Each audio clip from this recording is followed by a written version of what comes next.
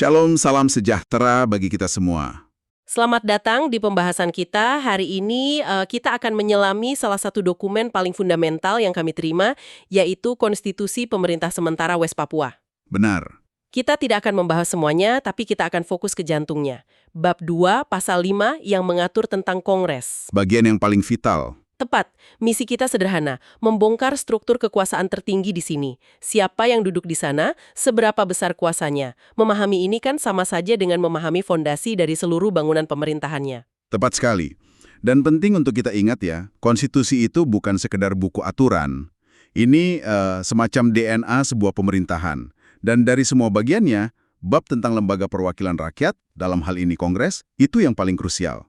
Kenapa begitu? Karena disinilah secara teoretis kedaulatan rakyat itu diwujudkan.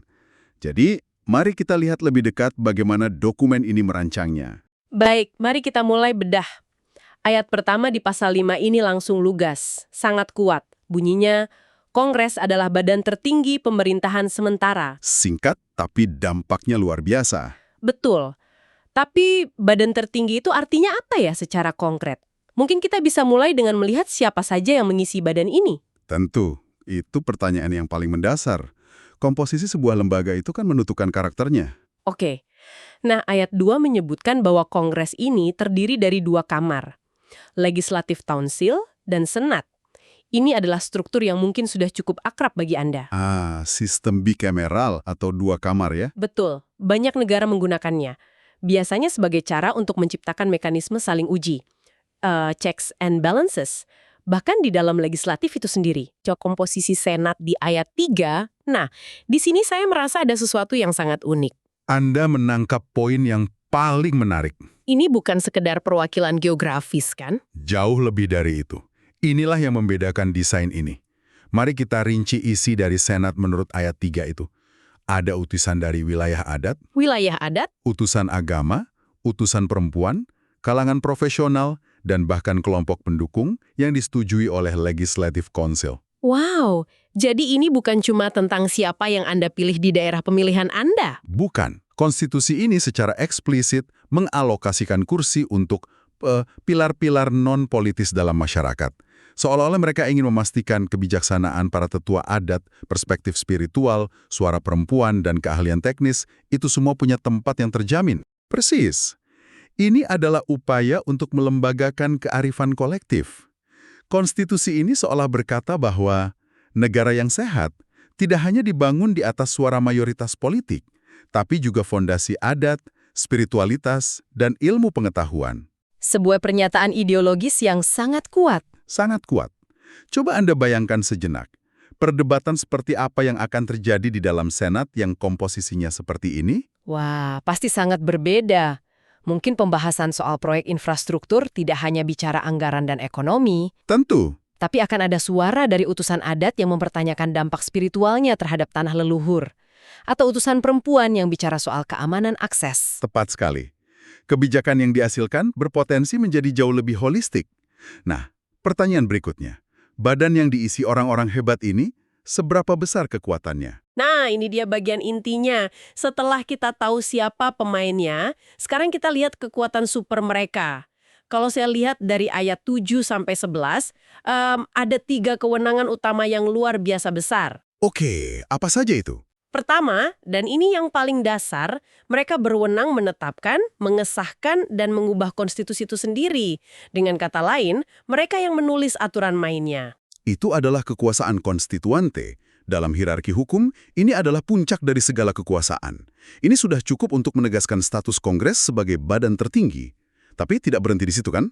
Betul, kekuatan super kedua. Dan ini yang menurut saya paling menentukan dalam politik sehari-hari, ada di ayat 8. Silahkan. Kongres berwenang mengangkat dan memberhentikan presiden dan perdana menteri.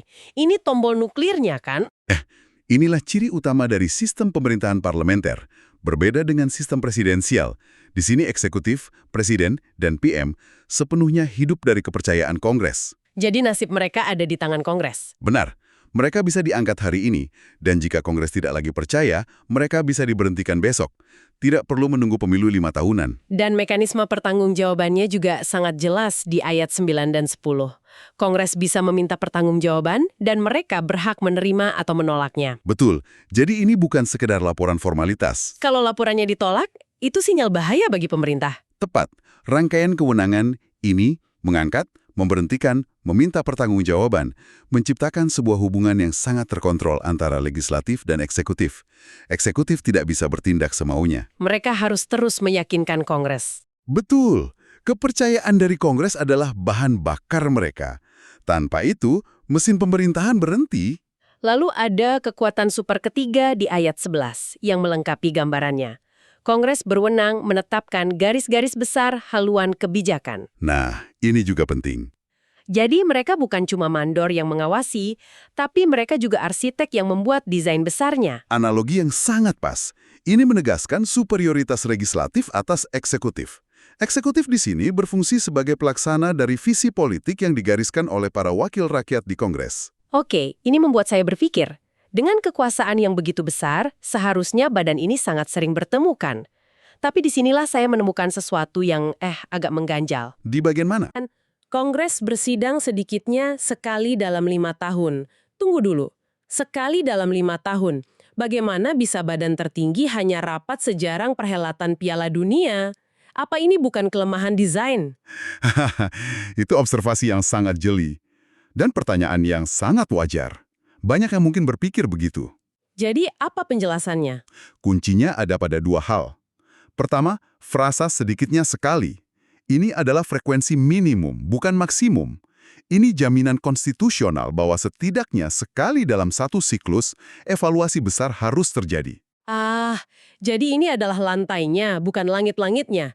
Jaminan pertemuan pasti terjadi, tapi bukan larangan untuk bertemu lebih sering. Tepat.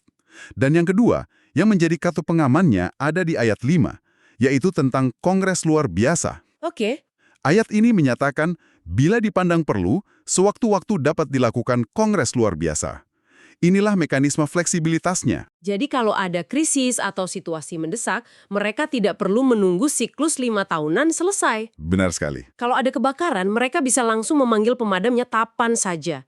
Dan ayat 6 menegaskan kalau Kongres luar biasa ini punya kedudukan yang setara. Keputusannya sama kuatnya. Betul. Ini desain yang menurut saya cukup cerdas. Di satu sisi, ia memberikan stabilitas dengan sidang 5 tahunan. Di sisi lain, ia membangun kegesitan merespons krisis melalui mekanisme Kongres luar biasa. Jadi kalau kita tarik benang merahnya dari pasal 5 ini, gambarannya sangat jelas ya. Sangat jelas. Kekuasaan tertinggi secara tegas diletakkan di tangan Kongres. Dan Kongres ini bukan sekedar kumpulan politisi, tapi dirancang menjadi miniatur masyarakat itu sendiri. Dan kekuasaan itu sama sekali bukan simbolis. Konstitusi ini memberikan Kongres perangkat yang sangat tajam dan nyata. Kemampuan menulis ulang aturan, menentukan arah negara, dan yang utama, memegang tali kendali atas hidup dan matinya eksekutif. Tentu, satu pasal tidak mungkin mengatur semuanya sampai ke detail terkecil. Dan sepertinya para penyusun konstitusi ini juga sangat menyadarinya. Tentu saja, kita bisa melihatnya di ayat terakhir, ayat 12, yang berfungsi sebagai pasal sapu jagat. Yang isinya, Hal-hal lain menyangkut Kongres diatur lebih lanjut dalam undang-undang. Ini praktik yang lazim dan bijaksana. Konstitusi itu tugasnya menetapkan pilar-pilar utama, fondasi dan strukturnya. detail teknisnya diatur di level undang-undang. Betul. Detail seperti prosedur pemilihan utusan adat, tata tertib sidang, itu semua akan diatur dalam undang-undang. Ini memberikan ruang bagi sistem untuk bernafas dan beradaptasi. Jadi, konstitusinya tetap menjadi dokumen yang agung dan stabil. Benar sekali. Nah, sebagai pemikiran penutup untuk Anda, mari kita kembali ke inti dari semua ini. Dengan struktur di mana Kongres punya kekuasaan penuh mengangkat dan memberhentikan eksekutif, coba kita renungkan sejenak. Silahkan. Jenis kepemimpinan seperti apa yang akan lahir dari sistem seperti ini? Pertanyaan yang menarik. Mungkin bukan tipe pemimpin yang one-man show. Kemungkinan besar begitu. Seorang presiden atau PM dalam sistem ini tidak bisa hanya mengandalkan popularitas personal. Setiap hari, mereka harus mampu membangun konsensus di dalam Kongres yang isinya sangat beragam itu. Mereka harus jadi negosiator yang ulung, seorang penenun yang bisa merajut berbagai kepentingan menjadi satu kain kebijakan yang kokoh.